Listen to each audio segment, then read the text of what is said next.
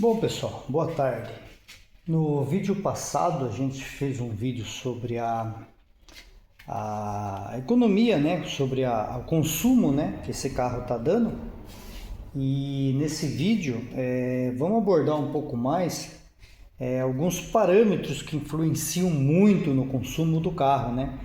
E assim, eu vou deixar essa parte de ignição e carburação por último e vou falar alguns parâmetros assim. Eu não vou nem entrar no mérito de modo de dirigir, mas algumas coisas no carro que influenciam e muito, né? Então, há algum tempo atrás, né? Primeiro, né? Fusca não é um carro econômico hoje, não tem nem o que falar, né? Com certeza, vai ter gente falando no comentário aí, o Fusca não tenha bom senso, o Fusca não é econômico. Não é mesmo, né? O Fusca era econômico lá atrás, época que tinha motores que faziam 4, 3 por litro, e 4, 3 km por litro, o Fusca fazia 8, era um carro econômico, né? Fazia o dobro, né? Então hoje, se a gente for entrar no mérito só de economia, sem levar esse lado de que a parte histórica de um carro antigo e tal, né? Se perguntarem, Ricardo, por que você tem um carro antigo? Porque eu gosto, né? Se eu tivesse espaço na minha garagem aqui, eu teria mais uns 4, 5 Fusca, né? Eu gosto, então essa parte da história do carro, do Fusca, né? Eu gosto disso, né? Então eu teria, né? Se eu fosse levar só para o lado da economia, eu venderia tudo que eu tenho na garagem aqui. Eu venderia minha Montana 1.8, venderia meu carro, o carro da minha esposa, venderia o Fusca e colocava só carro elétrico aqui dentro, né? Então, vamos falar, hoje em dia, se for ver, se for para você entrar na parte de que eu vou ficar um ano e vou me desfazer do carro, é o melhor custo-benefício que tem hoje em questão de economia, né? Mas não é esse o foco do canal. Isso aqui é um canal de carro antigo, um canal de Fusca. Então, quem não gosta de Fusca, paciência, né? Mas é um carro de Fusca, né? E o Fusca é uma realidade. O Fusca, para os parâmetros de hoje, ele não é um carro econômico, né? Até porque o nosso combustível mudou já, né? A questão da gasolina hoje, ela esses 30% de álcool na gasolina mata o consumo de um carro que não é flex, né? Até de um carro flex mata, mas sofre menos, né? Minha Montana, ela praticamente não teve nenhuma alteração de consumo desde quando usava 15% de álcool até agora. Ela praticamente não teve alteração nenhuma na estrada de consumo. Já o Fusca, eu comecei a marcar, a gasolina já tinha 20 e poucos, 24%, né, 25%. Então não tem um parâmetro antigo de gasolina pura no Fusca. Mas o K, ele está gastando um pouquinho mais, coisa mínima, mas está, né? Então já mata o consumo, né? Mas vamos relacionar alguns parâmetros, né? Então vamos começar aqui pela frente. Há muito tempo atrás eu li, não achei mais na internet, mas eu li na Hot VW, né? Uma revista americana. Os caras estavam numa disputa de conseguir o melhor consumo com lá é galão, né? Com 40 galão, uma coisa assim. Eles queriam 40 milhas, né? Por galão, né? Estavam tentando isso, né? Então eles fizeram várias modificações, né? E a primeira delas, né? Então vamos voltar lá. E a primeira delas foi em relação ao motor, né? Então eles pegaram o motor saiu de um motor 1600 lá, original do carro, e partiram para um motor 1.8 lá, né? 1700 e pouco, né? E isso gerou já uma economia de cara, né? Por quê? Vamos explicar. O que acontece? A questão do motor é assim: quanto mais forte o motor for, dependendo do jeito que a gente anda, ele será mais econômico. Por quê? Porque ele tem uma reserva de HPs, aí, uma reserva de cavalos para exercer o mesmo trabalho, né? Então vamos imaginar, eu tenho um Fusca 1300 aqui, que no manual diz que é 38 cavalos, né? na norma DIN, né, na norma alemã, 38 cavalos, né? Então, vamos supor que eu precise na estrada, eu andando com ele a 3.000 giros, né? E eu preciso de metade desses cavalos. Então eu tenho 38, né?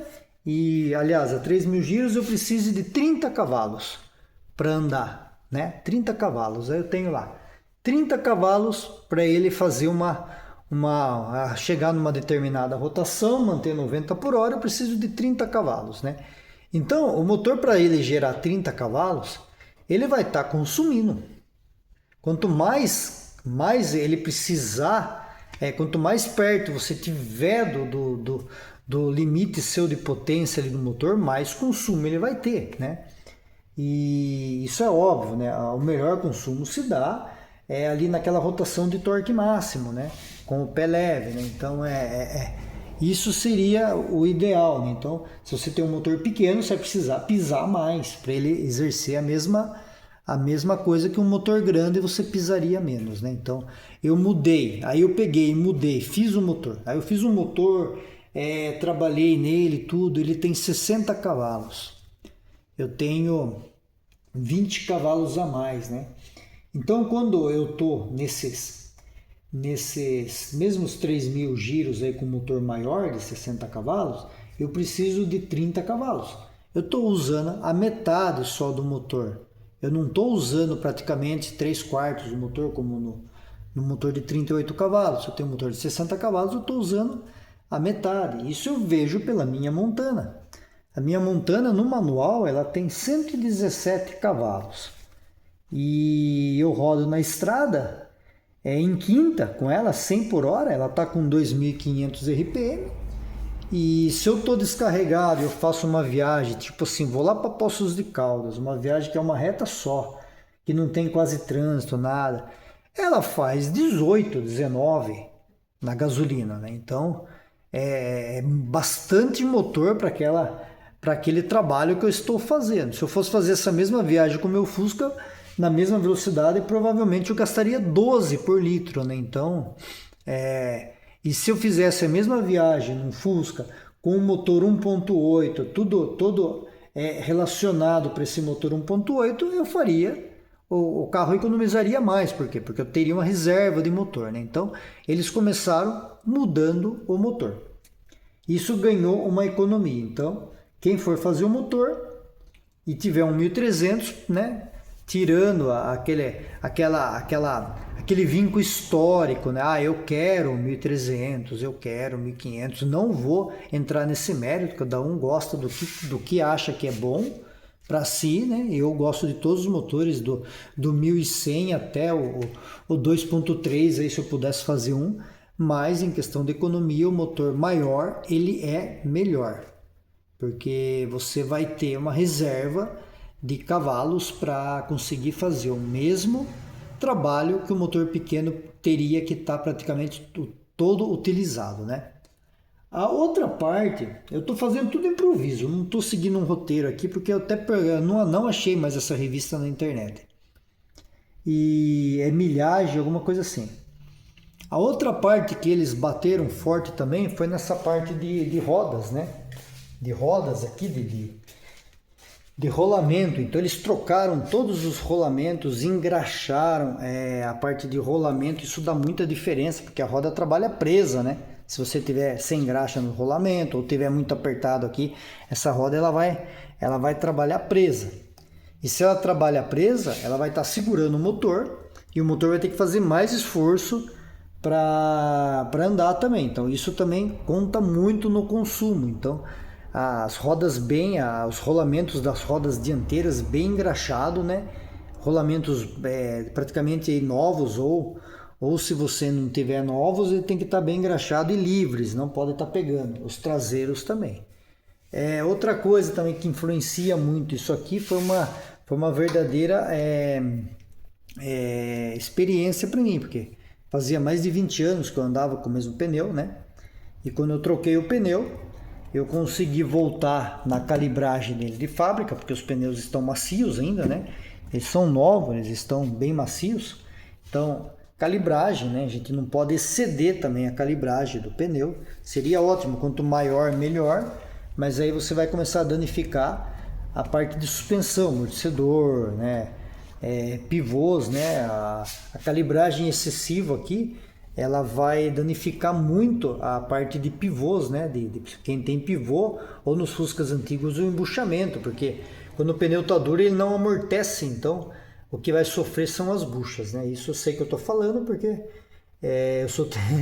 minha formação é tecnólogo em mecânica, né? Então eu lidei muito com essa parte de mancais, de buchas, essas coisas aradas todas. Então ele vai danificar se o pneu não tiver na calibragem certa. Então a calibragem aqui no caso do meu aqui é 16 na frente, atrás era para ser 20 sem carga, né? Mas eu costumo colocar lá os 24 ou os 22 lá atrás, 22, 24, eu gosto de trazer um pouco mais inflada, ele segura um pouco melhor na curva. Mas a dianteira aqui eu uso 16, aqui né, é 1,1 bar, né? Então 16. E quem tem radial, a calibragem original do radial, que no caso do Itamar é 17 na frente, né? E atrás, se eu não me engano, acho que é 22 sem carga e 28 com carga, né? Mas então, enfim, pneu diagonal faz a diferença no caso do consumo, porque a gente tem aqui, ó, uma distância pequena, olha lá, uma pouca aderência com o chão, um pouco rolamento com o chão, né? Então isso daqui, ele praticamente ele não segura o carro no chão, né? Por isso que os pneus diagonais eles têm pouca estabilidade, né? E é carro devagar, andando devagar, tranquilo, mas na estrada ele tem pouca estabilidade, apesar desses pneus serem bem estáveis aqui, né? Esses monumentais. Mas o pneu radial ele vai gastar mais do que o pneu diagonal. Então, em questão de consumo, para escolher qual vai ter o melhor consumo, o diagonal vai ter o melhor consumo do que o radial, porque o radial, olha aqui, na minha Montana, ó, 175, esse pneu que geralmente usaria no Fusca, né? Que é um 7565, né? Só que o meu aqui é 14 e no Fusca é 15. Então, olha lá, ele tem essa parte de encostar no chão aqui, ó, essa banda aqui de rodagem maior. Então ele vai ter mais atrito com o chão, automaticamente ele vai gastar mais, né? E no caso do diagonal não, se a gente medir um diagonal aqui, ele é como se fosse um pneu aqui sendo 145, né? Até menos que um 145 e o outro é um 75. Então a gente tem toda essa diferença aí de rodagem, né? Essa questão então a questão de engraxar os cubos de roda, os pneus, né, calibrados, né, corretamente, e o caso de ser um pneu diagonal, ele vai ter melhor consumo do que o radial. Outro caso também, que isso é de extrema importância, freios bem regulados, e bem regulados não é freio pegando, bem regulado é freio que você vira a roda, ela está livre, você encosta no freio, ele freia, né? Então geralmente freio a tambor, freio a disco, se você virar a roda ela tem que estar livre, ela não pode estar pegando. O freio a disco ele ainda raspa um pouco ali no disco, porque tem uma regulagem automática, mas ele não pode estar pegando. Então fluido velho, sistema de cilindro, de roda velho, que você freia, ele trava, depois ele demora para voltar, isso tudo influencia no consumo. Se as rodas tiverem, a pessoa que regulou, às vezes a pessoa pede para regular o pedal alto, deixa meu pedal do freio alto, porque eu estou acostumado, o carro moderno é alto, porque não sei o que tem e tal. A gente escuta de tudo, né, na vida, né? E isso é uma coisa que eu já escutei. E aí o que acontece? O freio, ele automaticamente, se você deixar as lonas muito próximas aqui, ele vai ficar pegando. E quando começa a esquentar, piorou. Porque quando começa a esquentar, a dilatação da pastilha, né? Eu não sei que material que usam na pastilha hoje. Antigamente era amianto, hoje não é proibido, né? Amianto. Mas a dilatação da pastilha sempre vai ser maior do que a dilatação do aço, né? Do ferro fundido, no caso aqui, né? Do nodular aqui, né? E então ela vai encostar mais ainda. Comigo já aconteceu isso, de eu ter regulado aqui, pegar chuva e travar o freio, porque a lona dilatou e travou o freio não tinha espaço para recuar. Então, isso aqui influencia muito no consumo, e influencia muito mesmo, a ponto de 2 km por litro, dependendo de onde você vá com o carro, né?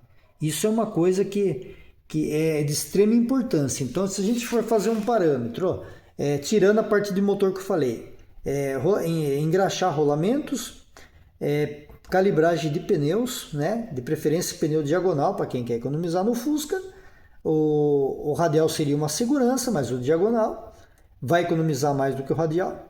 E freios regulados e que a roda não pegue, né? Isso influencia também no caso do Fusca, né? Essas partes, né? Essas partes externas, né? Aerodinâmica não tem nem como falar, o Fusca não tem aerodinâmica, né? Só o caso desse vidro aqui, ele já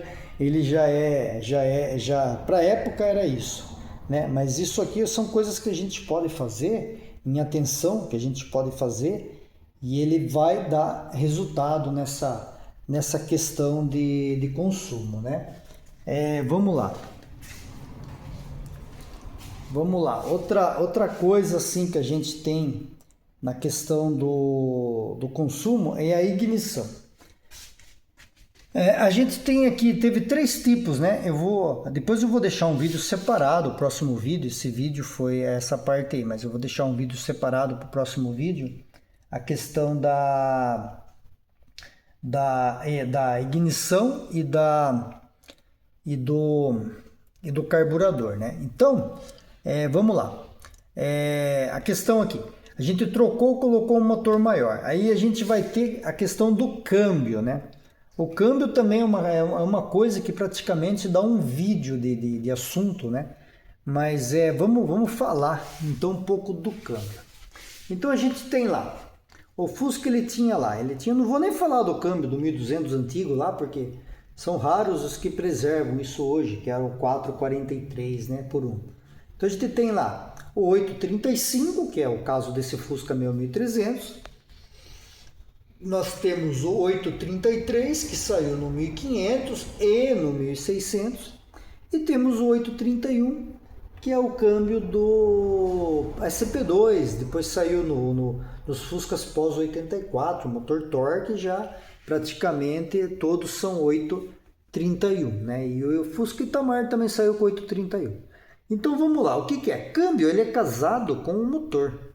Então, se você tem um motor que a faixa de torque dele é baixa, em questão se você tem muito torque em baixa rotação, como se fosse um motor a diesel, você vai ter um câmbio longo. Por quê? Porque você vai ter força para empurrar esse câmbio. Você tem muita força ali embaixo. Agora, se você tem um motor que ele precisa girar, que a faixa de torque dele é lá por 3.000 RPM e tal, você não pode ter um câmbio muito longo. Se você tiver um câmbio longo nesse caso, você vai gastar combustível, porque você vai ter que pisar, você vai ter que andar com ele naquela faixa. E se você com ele naquela faixa, você vai ter que reduzir muito marcha, você vai ter que colocar muita marcha e tal, né?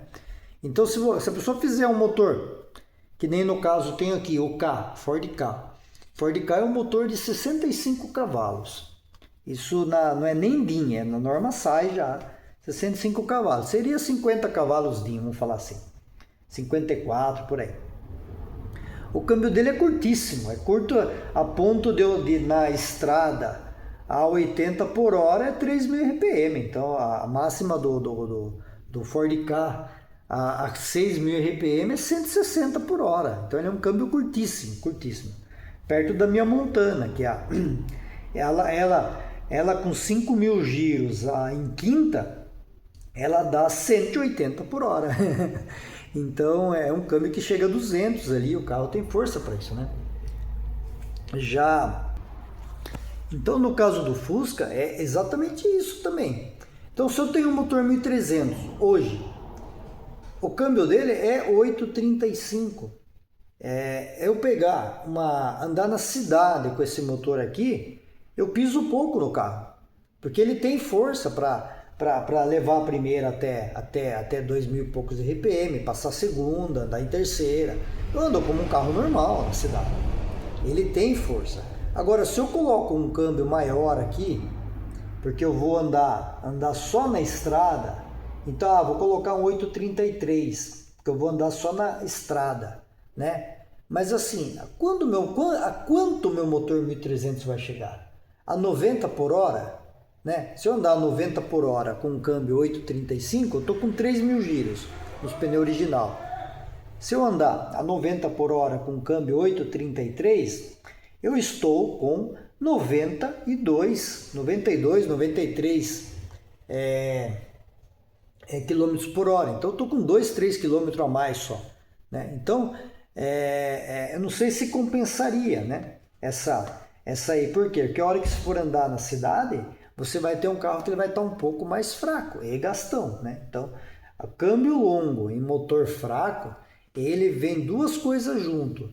Ele vem consumo de combustível e vem aumento de tempo de aceleração. Então, você vai aumentar o tempo de aceleração nele. Isso aí é relativo. Isso aí até no videogame, assim, se você pegar um videogame e colocar um câmbio maior no teu carro lá e fazer o 0 a 100, ele vai ficar mais lento, né? Então, tem isso daí. Então, se a gente tentar usar o câmbio original. E no 1600,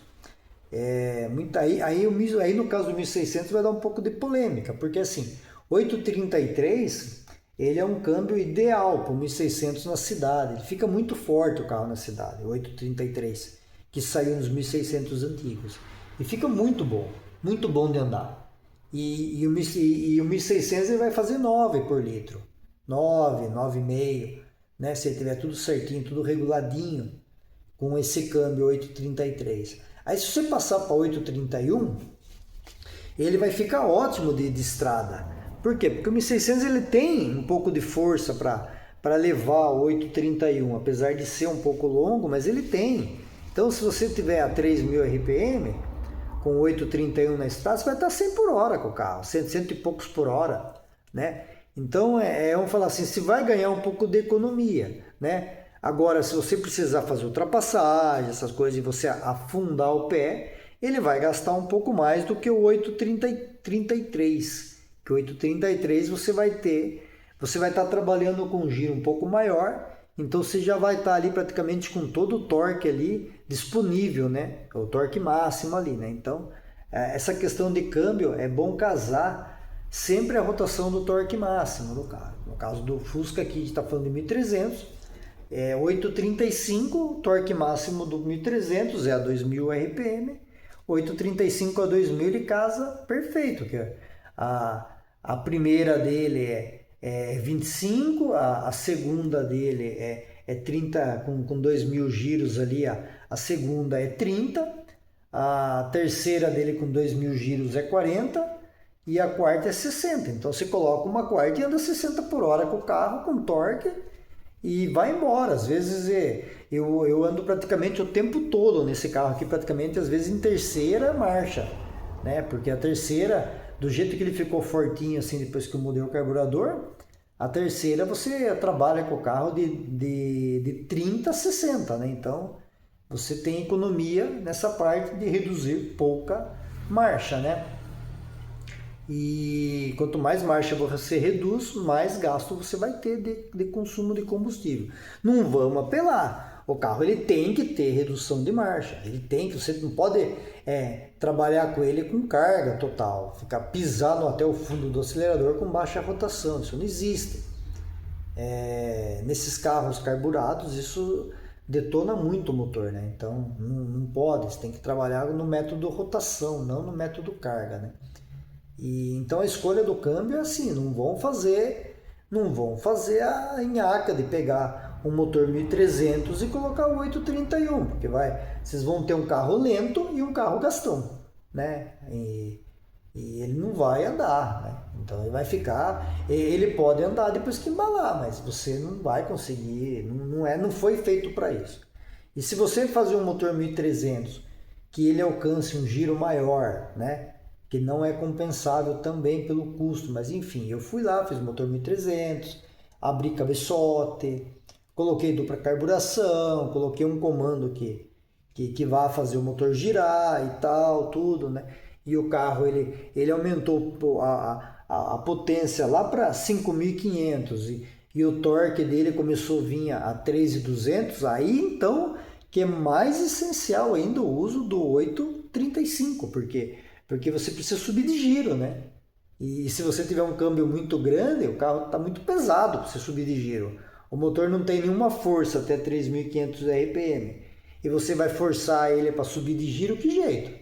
Você vai forçar o carro para subir de giro, o carro não sobe.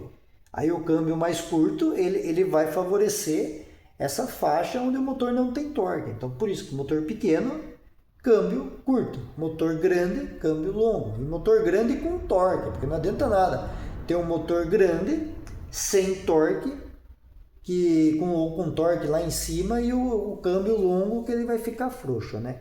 Então esse é a situação do câmbio. Então praticamente 1.200, 1.300 é 835, 1.500, 1.600, 833. Já andei em 1.500 com 835, fica uma delícia, né? Já andei também em 1.600 com 835. Aí já é o caso assim. Ele tem o câmbio muito curto para o motor. Ele fica ótimo na cidade. Você vai ter boa economia de combustível na cidade, com 1.600 e um 835. Mas na estrada, o 835, no caso do 1.600, ele vai gastar mais do que se ele tivesse com 833 ou então se tivesse com 831. Então a estrada ele vai gastar mais. Por quê? Porque ele vai trabalhar no giro mais alto. Então você trabalhando no giro mais alto, você vai gastar. Porque o 1.600 ele tem torque para manter o câmbio um pouco mais longo, diferente do 1.300, né? Então você vai ter que trabalhar num giro mais alto, com motor maior e vai gastar mais combustível. E dá uma diferença, isso dá, né? Então às vezes dependendo, se for privilegiar o consumo, dependendo da situação, o 831 no 1.600, para quem pega a estrada, seria a melhor opção para você pegar a estrada, e depende da estrada, porque se pegar estradas aqui do estado de São Paulo, que nem eu que estou aqui no interior de São Paulo, perto de São Paulo, e faço muito essa parte de Itu, São Roque e tal, você pega trânsito direto. Às vezes eu vou para o lado de Itu, Campinas ali, até Indaiatuba eu ando na estrada como se estivesse andando numa avenida 70 por hora, porque é caminhão para tudo que é lado, é carro, é bastante movimento, então você não consegue deslanchar. Então nesse caso, se você estiver andando 70 por hora com o carro ali, o câmbio curto vai ser favorável, porque você vai estar numa marcha mais alta, com força no carro, né? O 831 já vai ser desfavorável. Então é isso que a gente tenta passar. É toda essa parte que é assim, o que é favorável e o que não é, né? Então, no meu caso aqui, que eu ando praticamente em cidade com esse carro, eu tenho 835 e não tenho vontade de mudar. Mesmo se um dia isso aqui vier a ser um 1.600 aqui, ele vai permanecer no 835, porque esse carro meu, ele anda, a prioridade dele é cidade, então eu preciso de força com o carro em baixa rotação. Então ele vai continuar com 835, né? Então, força em baixa rotação, câmbio curto. Velocidade, né? Quando o motor permite, câmbio longo, né? Mas nem sempre o câmbio longo é sinônimo de economia. Quando você precisa fazer muita redução, ele se torna o vilão, né? Então hoje a gente vai parar aqui. Já deu aí 30 minutos praticamente, né? A gente falando sobre isso, né? Um pouco da minha experiência sobre isso, né? E então, engraxar a dianteira, calibragem de pneu, motor, né? Motor, câmbio influencia muito, câmbio, freios, né? Influenciam muito no consumo. E no próximo vídeo a gente fala de ignição, e se sobrar tempo a gente fala de carburação, porque daí o negócio é um pouco mais embaixo, né? Porque aí tem muito assunto aqui tem muito assunto. E aqui também tem muito assunto. Às vezes, nem sempre a redução dos giclês traz a economia como vocês estão olhando aí no meu consumo, que eu marco para vocês aí, né? E então, nesse vídeo a gente vai ficar por aí. Aí no próximo vídeo a gente aborda um pouco aí, a gente coloca um pouco aí essa parte do vácuo, né? E da rotação, e da ignição e do carburador, né? Então espero que tenham gostado e até o próximo vídeo. Tem um vídeo de ignição também para colocar, né, no canal, que um inscrito pediu para mim fazer um vídeo de ignição sobre o distribuidor a álcool, né? E a gente vai fazer esse vídeo, eu vou colocar também no canal, né? Então espero que tenham gostado desse vídeo e até o próximo vídeo.